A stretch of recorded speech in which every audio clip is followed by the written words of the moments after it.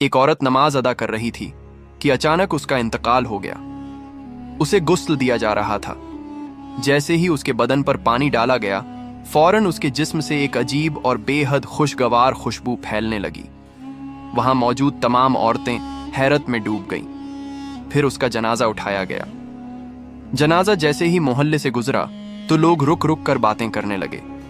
सबके जहन में एक ही सवाल था कि यह कौन सी औरत है जिसके बदन से इतनी पाकीज़ा खुशबू आ रही है। जब उसे दफन कर दिया गया तो फरिश्ते आ गए।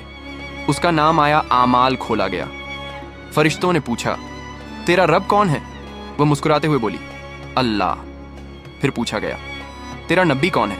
उसने जवाब दिया, मोहम्मद सल्लल्लाहु अलैहि वसल्लम। तीसरा सवाल हुआ, तेरा दीन क्या है?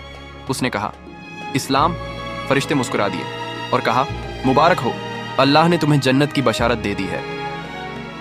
हुक्म हुआ कि जन्नती बिस्तर बिछा दिया जाए। कब्र नूर से भर गई और वह रेशमी बिस्तर पर सुकून की नींद सो गई। यह मंजर देखकर दिल ठहर सा गया। क्या आपने अल्लाह के लिए सब्सक्राइब किया?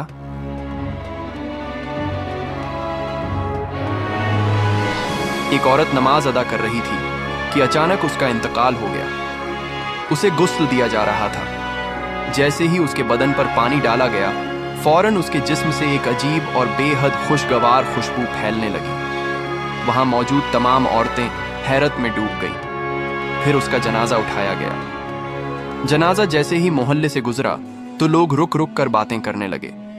सबके जहन में एक ही सवाल था कि यह कौन सी औरत है जिसके बदन से इतनी पाकीज़ा खुशबू आ रही है। जब उसे दफन कर दिया गया तो फरिश्ते आ गए। उसका नाम आया, आमाल खोला गया। फरिश्तों ने पूछा, तेरा रब कौन है? वह मुस्कुराते हुए बोली, अल्लाह। फिर पूछा गया, तेरा नबी कौन है? उसने जवाब दिया, मोहम्मद सल्लल्लाहु अलैहि वसल्लम। तीसरा सवाल हुआ, तेरा दीन क्या है? उसने कहा, इस्लाम।